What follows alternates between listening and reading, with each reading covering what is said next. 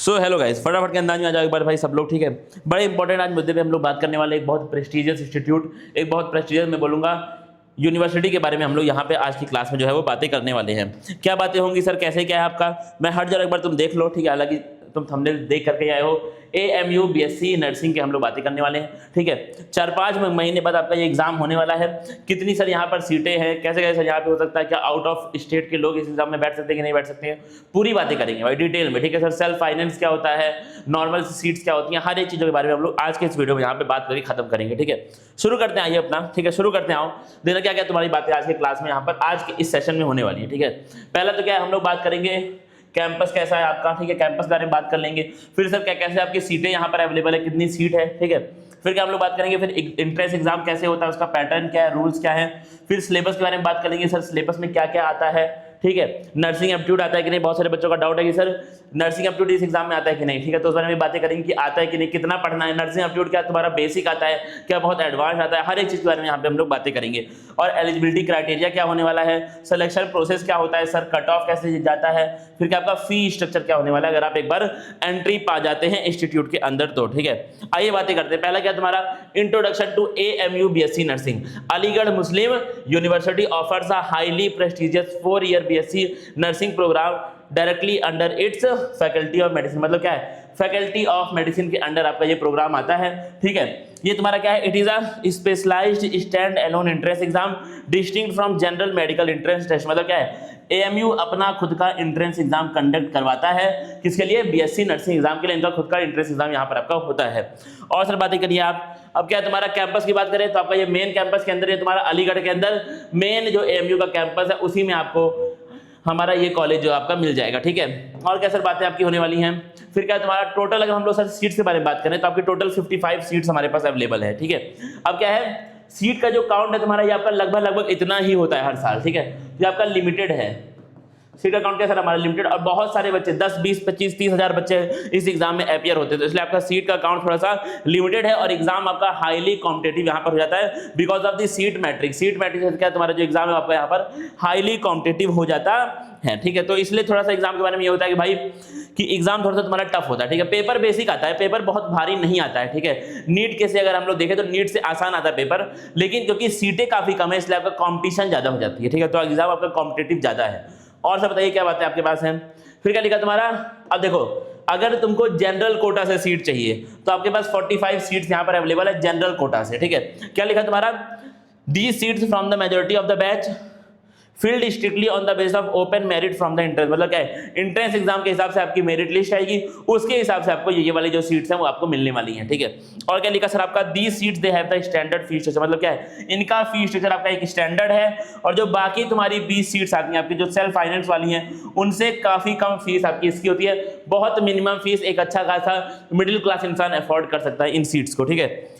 और क्या सर हमारा, अब अगर आप लगा तुम्हारा सेल्फ फाइनेंस वाली आपकी जो 10 सीटें बची, सॉरी मैंने शायद 20 बोल दिया था, आपकी 10 ही है, ठीक है। ये क्या तुम्हारा सेल्फ फाइनेंसिंग स्कीम के अंडर है, फीस इनकी काफी अच्छी होती है, फीस इनकी काफी ज्यादा होती है, ठीक है।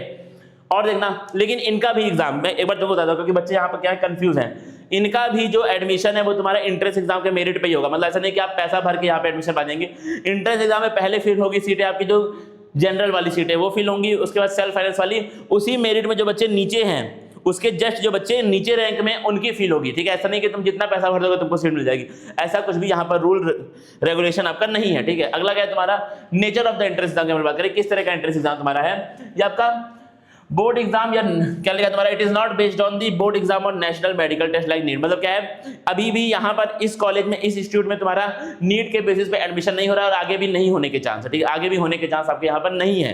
क्या लिखा तुम्हारा, AMU conduct its own stand alone departmental entrance test. इनका खुद का एग्जाम यहाँ पे आपका होता है। NEET UG score is not required. मतलब क्या है, आपने नीट दिया हो ना दिया हो, नीट में आपके एक अच्छे स्कोर आए हो ना आए हो, उसका यहाँ पे कोई भी ऐसा रिक्वायरमेंट आपकी नहीं है, ठीक है। अगला क्या सर बातें आपकी हो रही हैं। फिर क्या एग्जाम के फॉर्मेट की हम लोग बात करें, 100 नंबर का तुम्हारा एग्जाम होता है, MCQ फॉर्मेट तुम्हारा होता है, 1 पेपर आपका होता है, एक होता है पेपर, एक बार बैठोगे तुम्हारा पेपर हो जाएगा। नेगेटिव मार्किंग ये लोग नहीं होती है इनके एग्जाम्स में, ठीक है। इस बार हो जाए तो अलग बात है, फिर पिछले सालों में आपका नेगेटिव मार्किंग नहीं हुई है, ठीक है। बहुत लोग बोल रहे हैं कि इस साल हो जाएगी तो हम लोग देख लेंगे क्या दिक्कत वाली बात है, ठीक है। अगला देखो, फिर क्या आपका, अगर हम लोग बात करें सब्जेक्ट्स की, एक बार देखना भाई, चेक करना सब्जेक्ट तुम्हारे आपका क्या है। पहला मैंने सिर्फ तुमको लिख दिया साफ साफ कि बच्चे इस बारे में कंफ्यूज हैं। नर्सिंग एप्टीट्यूड आपका 20 मार्क्स का आता है, फिजिक्स 20 मार्क्स की, केमिस्ट्री 20 मार्क्स की, बायोलॉजी 20 मार्क्स की और इंग्लिश भी तुम्हारा 20 नंबर का आता है। ठीक है, अगर बात करें हम लोग नर्सिंग एप्टीट्यूड की, तुम्हारा बेसिक नर्सिंग नॉलेज आपको होनी चाहिए, बेसिक नर्सिंग नॉलेज आपको, ठीक है। कंडीशनल थोड़े आते हैं सवाल, कंडीशन बेस्ड आते हैं सवाल, तो इस तरह के सवाल आपके आते हैं जो पिछले सालों में आए हैं और 4-5 साल से वैसे ही आ रहे हैं। 4-5 साल से बहुत सारे सवाल तुम्हारे सेम ही आ रहे हैं, जो आपका रिपीट हो रहे हैं, तो वो हमको पैटर्न पता है, ठीक है। एक अच्छा जो टीचर है उसको पैटर्न पता है, उस हिसाब से पढ़ाई होगी तो आपका काम हो जाएगा। तो नर्सिंग एप्टीट्यूड तुम्हारा मैं बोलता हूँ कि हाईली स्कोरिंग है और बहुत आपको फ्री फंड के लगभग तुमको बोलूंगा कि फ्री मार्क्स आपको 20 नंबर मिल सकते हैं। 20 में से 17-18 नंबर लाना बहुत आसान है नर्सिंग एप्टीट्यूड में मैं बात करूँ तुमको तो। और बताइए सर क्या आपका फिजिक्स की बात करें तो वही तुम्हारा 10+2 का सिलेबस आपका जो भी है, केमिस्ट्री 10+2 का सिलेबस, ऑर्गेनिक का वेटेज थोड़ा ज्यादा होता है, ठीक है। अगला क्या, बायोलॉजी की बात करें 10+2 तुम्हारा होता है, 12th का वेटेज थोड़ा सा ज्यादा यहाँ पर होता है। अगला क्या है, इंग्लिश की बात करें, बेसिक इंग्लिश तुम्हारी आती है, साइनोनिम्स, एंटोनिम्स, ठीक है। फिर आपका टेंस हो गया, वर्ब हो गया, इन सबसे बेसिक बिल्कुल इंग्लिश आपकी यहाँ पर आती है, कोई बहुत ज्यादा भारी यहाँ पे आपका नहीं होता है। अगला क्या है, एलिजिबिलिटी, क्या आप इस एग्जाम में बैठने के लिए एलिजिबल हैं।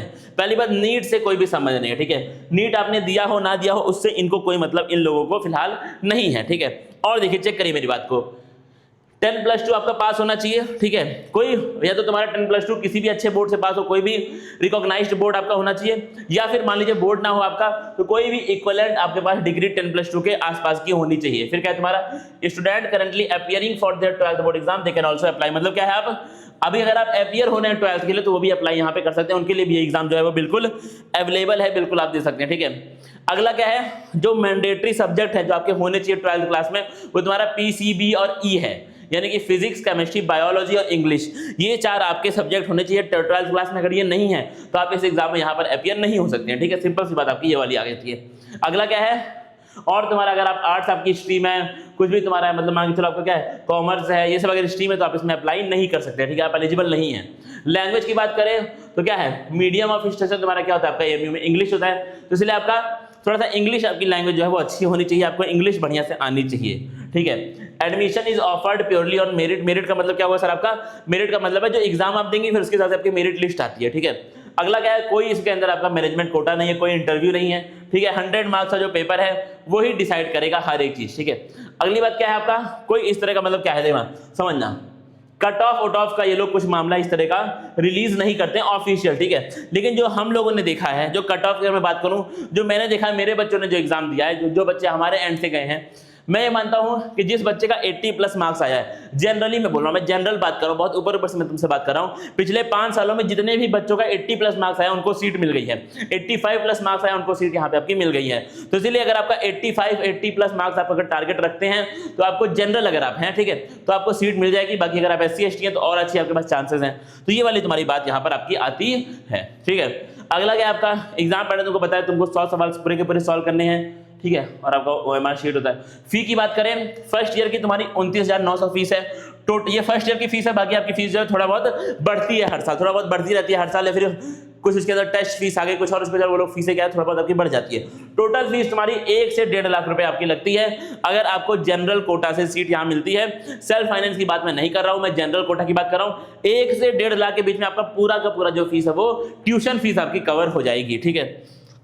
और सर क्या आपका अगर सेल्फ फाइनेंस की बात करो तो तुम्हारा फिर वो 3.5-4 लाख के आसपास जाएगा, ठीक है। 3.5 लाख तो मान लो मोटा मोटा 3.5 लाख के आसपास तुम्हारा वहां पे जाएगा, 3.5 लाख से कुछ ऊपर भी हो जाता है, ठीक है। तो उस तरीके आपकी बातें यहाँ पर हैं।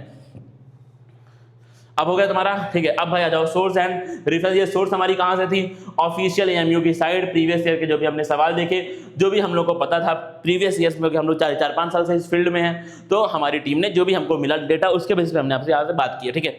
अब अगर तुमको लगता है कि हाँ सर AMU में हम लोग कुछ कर सकते हैं, AMU में हम लोग इंटरेस्ट हो गए, प्रेस्टीजियस है भाई, ठीक है, माहौल बेहतरीन है, ठीक है, फैकल्टी बहुत अच्छे है, ठीक है, MBBS लेवल के फैकल्टी तुम्हारी क्लास में तुमको पढ़ाने के लिए आने वाले हैं, तो तुम जान सकते हो भाई अब उसमें क्या मैं बोलूं, ठीक है, उसमें मैं कुछ क्या ही आपसे बोल सकता हूं। तो इसलिए आपका बहुत बेहतरीन कॉलेज है, बहुत बेहतरीन इंस्टीट्यूट है, बहुत बेहतरीन पढ़ाई होगी, माहौल बहुत अच्छा है, ठीक है।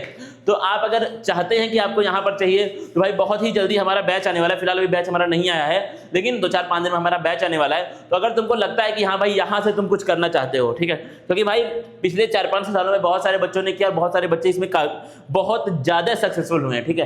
तो अगर आप चाहते हैं कि हाँ सर डेडिकेटेड इसके बारे में हमें पढ़ाई अब करनी है, ठीक है, अगर कोई बोर्ड वाला बच्चा है तो बोर्ड के साथ कैसे सर इसको हम लोग मैनेज करें, तो अगर आपको ये चाहिए तो आप लोग कमेंट में जाइए और लिखिए कि yes sir we need the batch, ठीक है, या फिर तुम लिख दो #नीड, बस खाली तुम लिख दो, तो मैं जान जाऊंगा कि हाँ बच्चे इंटरेस्टेड है, बच्चों को बैच चाहिए, फिर मैं लेके आऊंगा, टीम से बात करूंगा, ठीक है, और हम लोग बैच लेकर के आएंगे, ठीक है।